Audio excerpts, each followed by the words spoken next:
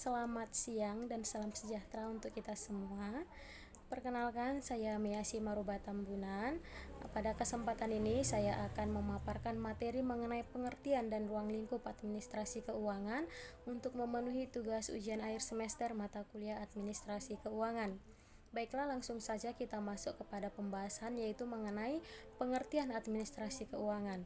Sebelum kita masuk dan memahami mengenai pengertian administrasi keuangan, terlebih dahulu kita harus mengetahui apa sih unsur-unsur yang ada dalam administrasi itu sendiri.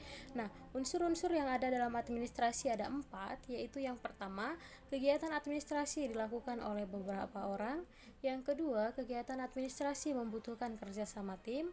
Yang ketiga, kegiatan administrasi merupakan segala dari suatu proses yang berkesinambungan. Dan yang keempat, yaitu kegiatan administrasi memiliki tujuan yang jelas. Nah, sekarang kita masuk kepada pengertian administrasi keuangan. Menurut terminologi, pengertian dari administrasi keuangan dibagi menjadi 2 kata, yakni administrasi dan juga keuangan.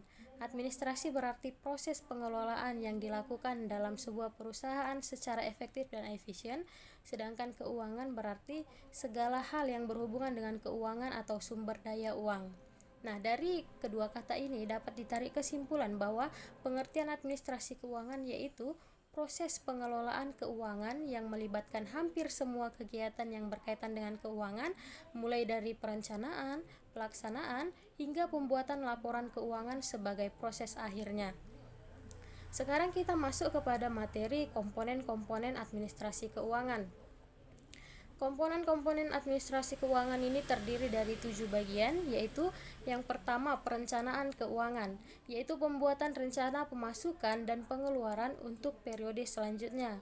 Komponen yang kedua yaitu penganggaran keuangan, yaitu tindak lanjut dari perencanaan keuangan, hanya saja dia lebih detail. Dalam penganggaran keuangan ini dijelaskan mengenai berapa dana yang dianggarkan, untuk apa dana tersebut akan digunakan, dan lain semacamnya. Komponen yang ketiga pengelolaan keuangan, yaitu penggunaan dana perusahaan untuk memaksimalkan dana yang ada dengan berbagai cara. Nah, dalam pengelolaan keuangan inilah akan digunakan segala uang-uang yang sudah dianggarkan tadi sesuai dengan kebutuhan yang telah dianggarkan itu. Komponen yang keempat yaitu pencarian keuangan, yaitu proses mencari dan mengeksploitasi sumber dana yang ada. Nah, dalam hal ini perusahaan akan berusaha menambahkan dana mereka, baik itu melalui kegiatan mencari rekan kerjasama atau itu mencari pinjaman dan lain sebagainya. Komponen yang kelima yaitu penyimpanan keuangan, proses mengumpulkan dana yang ada lalu disimpan dengan aman agar dana tersebut tidak hilang ataupun tidak berkurang. Komponen yang keenam yaitu pengendalian keuangan.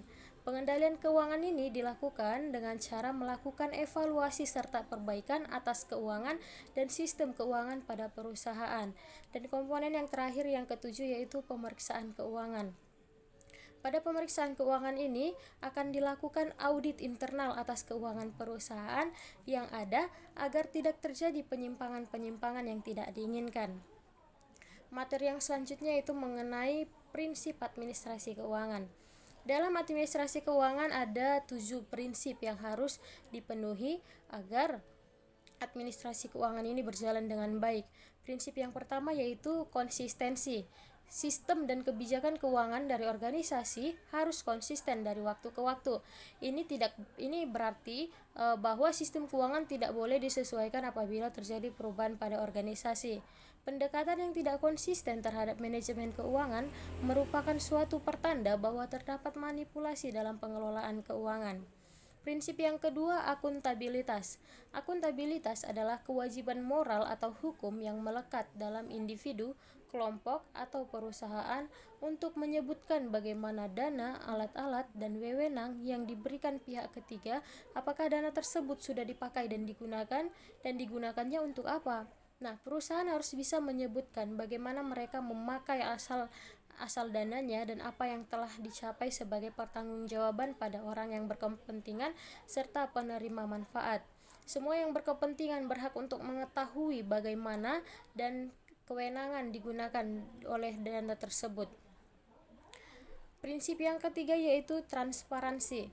Dalam hal ini, perusahaan harus terbuka mengenai pekerjaannya, menyediakan informasi yang berkaitan dengan rencana dan aktivitasnya kepada para orang yang berkepentingan, termasuk di dalamnya menyiapkan laporan keuangan yang akurat, lengkap, dan tepat waktu, serta dapat diakses dengan mudah oleh para manajemen yang berkepentingan dan penerima manfaat. Nah, apabila perusahaan tidak transparan, hal ini menandakan ada sesuatu hal yang disembunyikan yang mungkin akan merugikan keuangan di suatu perusahaan tersebut. Prinsip yang keempat yaitu kelangsungan hidup. Agar keuangan terjaga, pengeluaran organisasi di tingkat strategi hingga operasional wajib sejalan atau disesuaikan dengan dana yang diterima. Kelangsungan hidup atau viability merupakan suatu ukuran tingkat keamanan dan keberlanjutan keuangan organisasi. Manajer organisasi harus menyiapkan sebuah rencana keuangan yang menunjukkan bagaimana organisasi dapat melaksanakan strateginya dan memenuhi kebutuhan uangnya. Prinsip yang kelima yaitu integritas. Dalam melaksanakan aktivitas operasionalnya, individu yang terlibat wajib memiliki integritas yang baik. Selain itu, laporan dan catatan keuangan juga harus dijaga integritasnya melalui kelengkapan dan keakuratan pencatatan keuangan. Prinsip yang keenam yaitu pengelolaan. Perusahaan harus dapat mengelola dan menggunakan dana yang telah diperoleh dengan baik dan menjamin bahwa dana tersebut digunakan untuk mencapai tujuan yang sudah ditetapkan oleh perusahaan. Prinsip yang ketujuh, prinsip yang terakhir yaitu standar akuntansi. Sistem akuntansi dan keuangan yang digunakan perusahaan harus sesuai dengan prinsip dan standar akuntansi yang berlaku di Indonesia. Hal ini berarti setiap akuntan di seluruh dunia dapat sepaham dan mengerti sistem yang digunakan. Materi yang selanjutnya itu mengenai tujuan dan manfaat administrasi keuangan. Tujuan dari administrasi keuangan ini ada 5, yaitu yang pertama memperlancar proses keluar masuknya uang, yang kedua mempermudah transaksi uang, baik itu penjualan maupun pembelian, yang ketiga adanya bukti transaksi sehingga segala transaksi-transaksi yang dilakukan itu dapat dipertanggungjawabkan, dan yang keempat yaitu mengetahui kondisi atau keadaan keuangan di perusahaan dalam suatu periode tertentu.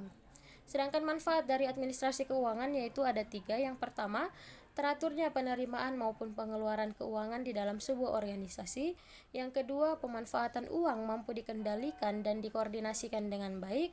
Dan yang ketiga, berkurangnya kekeliruan dalam pembuatan laporan keuangan. Itulah tujuan dan manfaat dari administrasi keuangan.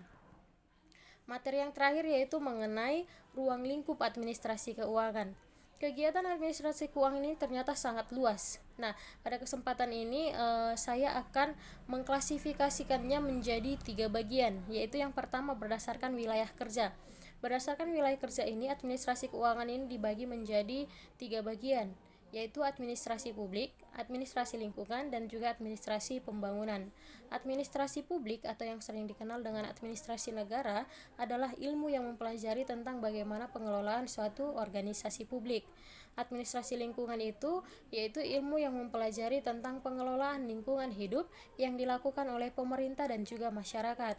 Administrasi pembangunan merupakan proses pengendalian usaha atau administrasi oleh negara atau pemerintah untuk merealisasikan pertumbuhan yang direncanakan ke arah suatu keadaan yang dianggap lebih baik dan kemajuan di dalam berbagai aspek kehidupan bangsa. Pembagian yang kedua yaitu berdasarkan kegiatan keuangannya. Ini dibagi menjadi 2 dalam arti sempit dan juga dalam arti luas. Dalam arti sempit, beberapa bentuk kegiatannya itu yang pertama, proses pencatatan keterangan tertulis terutama dalam kegiatan yang berhubungan dengan keuangan perusahaan. Yang kedua, proses pencatatan dan pemberian data-data yang diperlukan untuk pimpinan perusahaan. Yang ketiga, catatan mengenai perusahaan dan peristiwa-peristiwa perusahaan untuk keperluan pimpinan dan penyelenggara perusahaan. Yang keempat, bentuk penyelenggaraan yang berkaitan dengan tulis-menulis kegiatan keuangan perusahaan. Dan yang kelima, tata usaha perusahaan. Dalam arti luasnya, bentuk kegiatannya terdiri menjadi 3, yaitu yang pertama, kegiatan yang dilakukan oleh pihak-pihak dalam suatu perusahaan dengan tujuan yang telah ditetapkan. Yang kedua, proses yang pada umumnya ada di dalam semua perusahaan. Dan yang ketiga, proses penyelenggaraan setiap usaha kerjasama sekelompok orang untuk mencapai tujuan bersama. Klasifikasi yang ketiga yaitu berdasarkan pola perbuatannya.